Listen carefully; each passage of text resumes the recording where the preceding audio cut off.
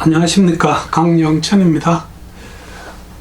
오늘은 제가 이 스쿠버 다이빙 쪽에 아부지라는 그런 존칭을 가지고 있는 잭 쿠스토 이야기를 한번 해볼까 합니다. 제 자신도 이 잭 쿠스토라는 인물에 대해서 듣고 읽으면서 상당히 궁금하게 생각했던 부분들이 있는데, 사실 이 사람의 전기를 저희들이 다 다루기는 힘들고, 이렇게 한번 책을 보면서 느낌이 이 사람의 생애도 생애지만 이 사람이 남긴 어떤 주옥 같은 그런 좋은 격언들이 몇 가지 있습니다. 물론 다이빙이나 수중 환경 보호 같은 그런 데 대한 내용이라서 제가 한번 그쪽을 중점으로 다뤄볼까 합니다. 이 사람의 인생 이야기는 가급적이면 간단하게 다루도록 하겠습니다.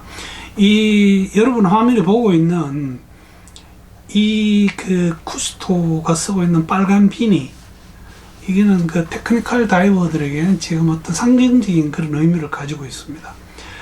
제가 윈체스터 사원에 대한 이야기를 유튜브에 한번 올린 적이 있고, 그때 이분 이야기를 잠깐 한 기억이 있습니다. 쿠스토라는 사람, 인물, 그 다음에 이 사람이 대충 다이빙과 관련된 어떤 삶을 살았는지, 그리고 저희들이 지금 사용하고 있는 이 오픈 서킷 개방순환식 요구형 디만드 발브를 장착한 스쿠버 시스템, 이거를 처음 개발하면서 이름을 아쿠아렁이라고 붙였습니다. 그래서 이 아쿠아렁도 현재 어떤 다이빙 장비 회사로서 큰 획을 긋고 지금까지도 열심히 좋은 장비를 많이 만들고 있습니다. 특히 이 호흡기는 전통적으로 상당히 유명한 것으로 그렇게 알려져 있습니다. 그리고 이 사람이 남긴 어떤 유명한 문구 몇 개를 소개하겠습니다. 1910년생입니다. 그러니까 지금 사망한 것이 97년이니까 87년 정도 아주 알찬 인생을 살았습니다. 프랑스 사람이고요.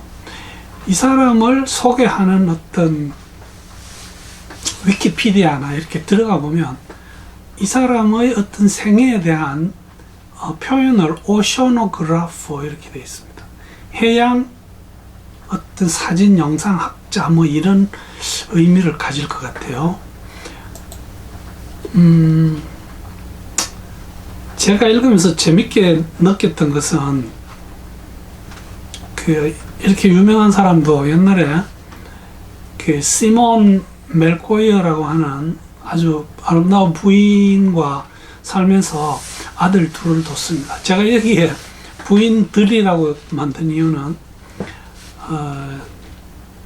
부인이 암으로 세상을 떠났는데, 부인이 가시기 이전에 이미 또 다른 프랑신 드리플렛이라고 하는 여인과 살면서 자식을 더 낳았습니다. 그래서 본인 아래는 3남 1녀가 있습니다. 프랑스 해군에서 장교로 일을 했습니다. 그러면서 많은 수중 및 지상 탐험을 했고요. 환경주의자입니다. 환경을 보호하기 위해서 우리가 어떤 일을 해야 되는가를 굉장히 역점을 두고 많은 서술도 했습니다. 영상을 제작을 많이 했고요. 혁신가로 알려져 있습니다. 나중에 이분이 남긴 격언 중에 혁신에 대한 이야기가 굉장히 인상적인 게 있습니다. 물론 저처럼 나이 든 사람이면 별로 마음에 들지 않지만 그렇습니다. 과학자고 사진 작가였으며 글을 쓰는 작가였고요. 또한 많은 바다와 수중생물에 대한 연구를 했던 사람입니다.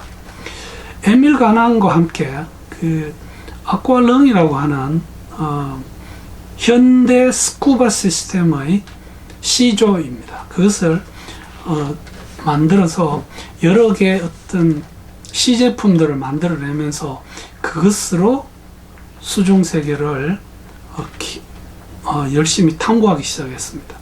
그리고 이 사람은 특히 이 환경 보존에 있어서 굉장히 역점을 두고 많은 서술을 했습니다.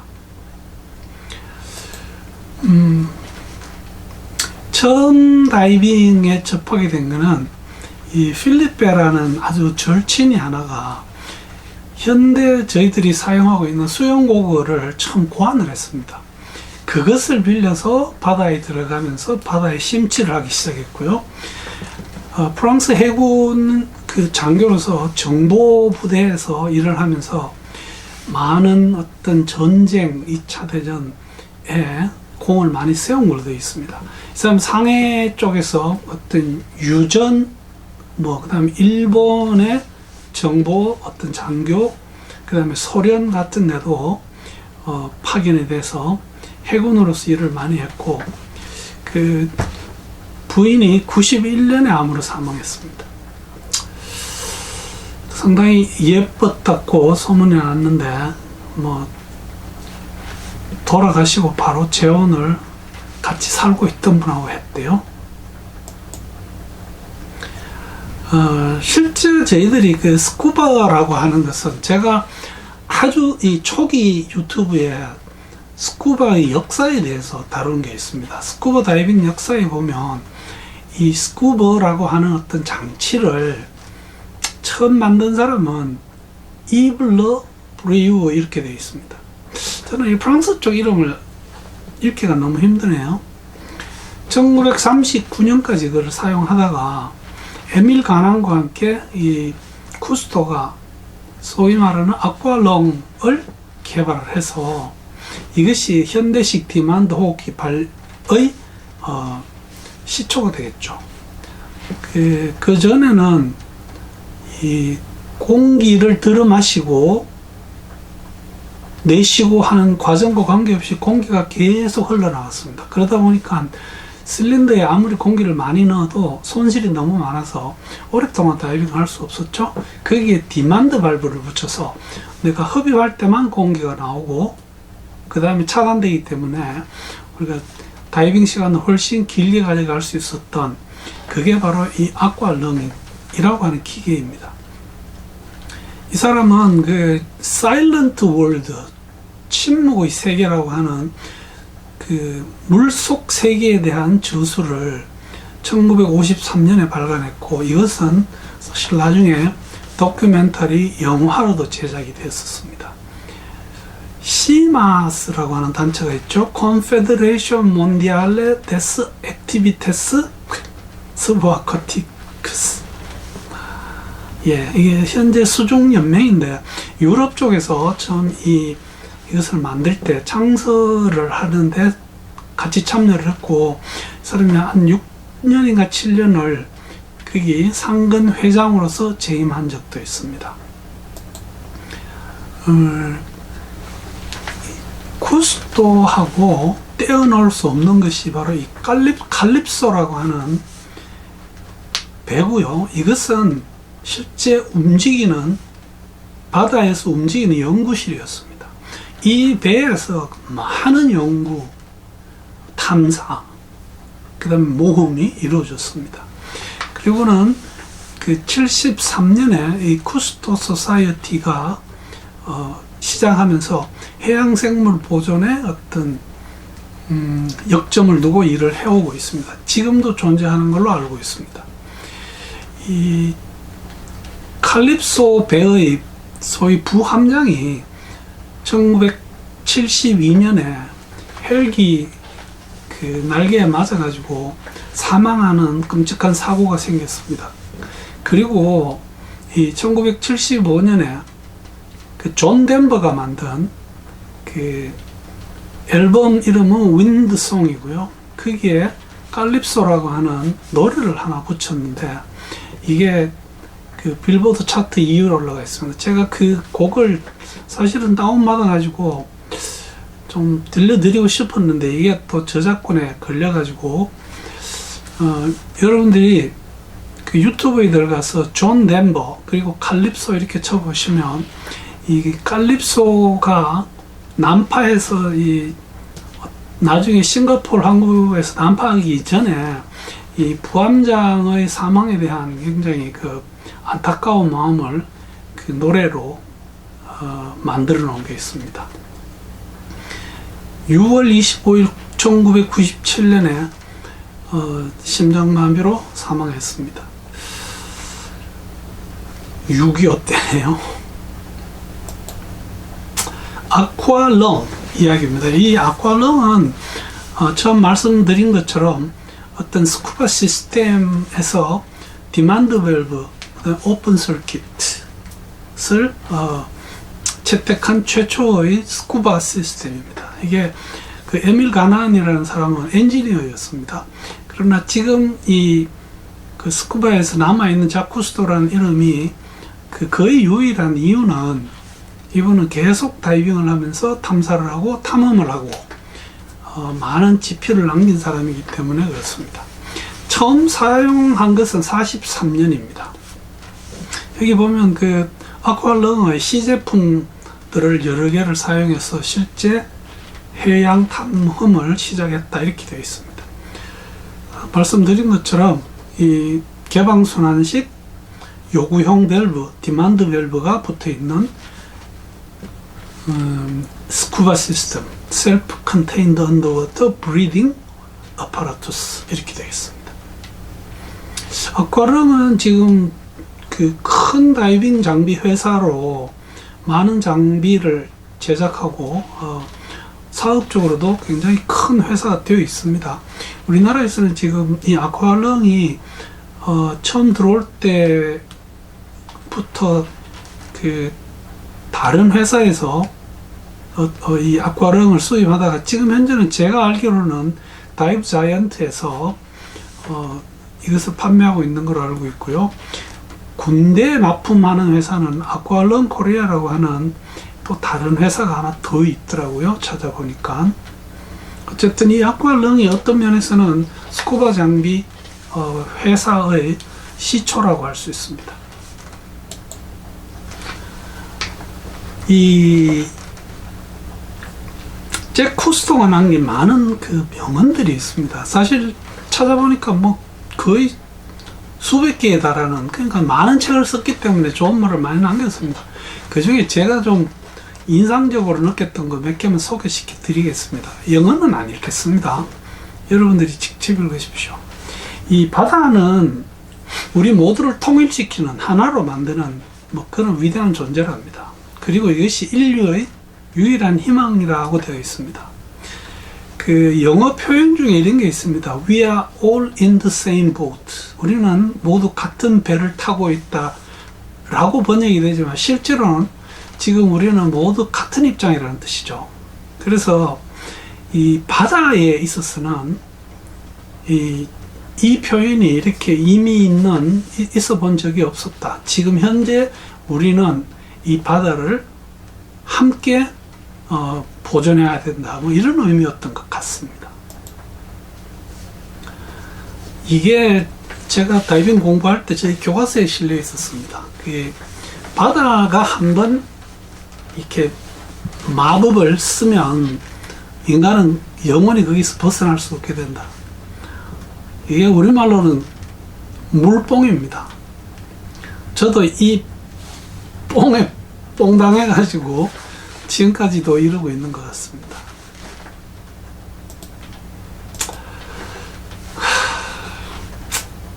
참 이 표현을 이 명언을 제가 되게 좋아합니다. 그 유사일의 인류는 생존하기 위해서 자연과 싸웠어야 됩니다. 실제 저희들은 뭐 태풍도 이겨내야 되고 화산도 이겨냈어야 되고요. 많은 자연과의 투쟁이 있었죠. 근데 현재 금세기에 들어와서 인류는 살아남기 위해서 자연을 보호해야 한다는 것을 인식하기 시작했다. 정말 금지옥엽 같은 좋은 말이라고 생각합니다. 이게 수중에서 저희들이 중성부력을 느끼면서 자유로워진다는 그런 의미겠죠. 태어나면서부터 인간은 그 어깨 위에 인력이라고 하는 gravity요. 인력이라는 무게를 짊어지게 됩니다. 소위 말해서 저희들은 그 지구에 고정된 거죠. 볼트로 감아서 우리가 고정돼서 살고 있습니다. 근데 비로소 수면 아래로 가라앉을 때 인간은 자유로워진다, 이런 표현을 했습니다. 따지고 보면 요즘은 뭐 비행기, 우주선 이런 게 있어서 뭐 정확한 건 아니겠지만, 그러나 저희들이 바다 속에 들어가서 왜 그렇게 우리가 몸이 자유롭고 이런 걸 느끼느냐 하는 것은 사실 이 말에 많이 함축이 되어 있는 것 같습니다. 빨리 자유를 느끼러 다이빙하러 이 차가운 바다로 돌아가고 싶습니다. 물고기를 관찰하기에 가장 좋은 방법은 스스로 물고기가 되는 것이라고 했습니다. 저희들이 물고기의 마인드를 가지고 다이빙을 계속 하는 것이 맞지 않나. 물고기들은 수중 환경을 파괴하지 않습니다. 또한 물고기들이 파괴하는 환경은 본인들이 겁니다. 본인들이 갖고 나가는 거기 때문에 인간이 파괴하는 것은 물고기들에게 큰 신뢰를 하는 것이죠. 이 환경 파괴에 대한 이야기입니다. 모든 생명체가, 인류만이 아니죠. 모든 생명체가 생존을 위해 의지하고 있는 두 가지가 있는데, 그것이 물과 공기입니다. 지금 이 물과 공기가 얼마나 오염되어 있는지를 쓰레기장이 되었다, 이렇게 표현을 했습니다. 어떤 이유로건 한 사람이 어떤 특별한 삶을 이끌어갈 기회를 가진다면, 우리가 스쿠버 다이빙을 배우고 스쿠버 다이빙을 즐기는 것은 제가 봐서는 아주 특별한 삶이라고 생각합니다. 이것을 나만 느껴서는 안 됩니다. 이런 의미에서 다이빙을 하시는 분들은 주위 친구분들, 가족분들에게 많이 다이빙을 소개하시고, 또한 이분들을 교육하는 다이빙 프로분들도 긍지를 가지고 아주 열심히 잘 교육하고 다이버를 많이 키워내셔야 될 것 같습니다. 이 표현도 저는 개인적으로 상당히 좋아합니다. 내가 아쿠아롱 스쿠버 장비를 처음 발명할 때 자기는 그것을 만드느라고 고생을 하고 막 심리적으로 힘들고 이런 게 아니고 즐겁게 놀고 있었다고 합니다.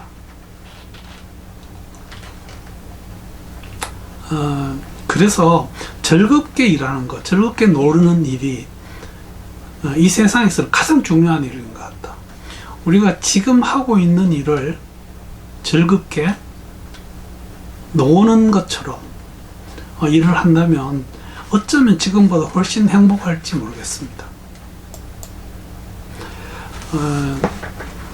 우리가 지금 수족관에서 돌고래, 쇼, 어떤 면에서는 아주 큰 수족관 안에 거의 바다 같은 환경을 만들어서 많은 물고기들을 넣고 해서 사람들에게 구경을 시킵니다. 오키나와에 가니까 정말 어마어마하게 큰 수족관이 있긴 있더군요. 그 안에 고래상어도 있습니다. 근데 어떤 수족관이나 탱크라도 바다가 될 수는 없습니다. 수족관이나 물탱크에서 살고 있는 돌고래가 절대로 정상적인 것은 아니죠. 그래서 특히 저희 집에 있는 최우숙 트레이너는 돌고래 쇼 이런 거 엄청 싫어합니다. 걔들이 그러고 있는 일은 전혀 자연스러운 일이 아니죠. 다 부수고 모든 물고기와 돌고래를 자연으로 돌려보내고 싶습니다. 인류는 20세기 한 세기 동안 그 이전의 모든 세월 동안 인류가 저지른 것보다 더 많이 지구를 파괴했다고 되어 있습니다. 지금 20세기보다 어쩌면 21세기에는 더 빠른 속도로 파괴하고 있을지도 모릅니다. 명심해서 저희들이 이 지구를, 저희들이 바다를 보존하지 않으면 저희들의 후손들은 어쩌면 아무런 것도 볼 수 없게 될지도 모릅니다. 자연보호에 대한 좋은 명언이라고 생각합니다. 우리가 야생동물을 자연으로 돌려보낼 때 마치 큰 은혜를 베푸는 것처럼 그렇게 생각합니다. 아닙니다. 야생동물들은 야생에 속하는 동물들입니다. 당연히 그들에게 돌려보내야 되는 거고, 우리가 하는 일은 실제로 야생동물의 자유를 빼앗고 있는 것이지 그들에게 자유를 주고 있는 게 아닙니다. 불교 같은 데서 지금 거북이 같은 거 방생하면서 마치 굉장히 큰 일을 하는 것처럼 생각합니다. 아닙니다. 저희들이 어쩌다가 물고기를 바다에 놔주면서 내가 아주 큰 일을 하는 것처럼 생각하는데 그렇지 않습니다. 잡는 일이 더 나쁜 일입니다.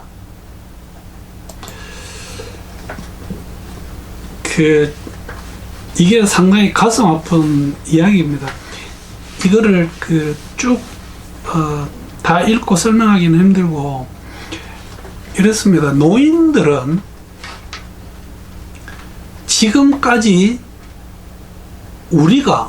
노인들이 이 지구를, 인생을, 삶을 계속 엮어주고 있는 존재다. 쉽게 말해서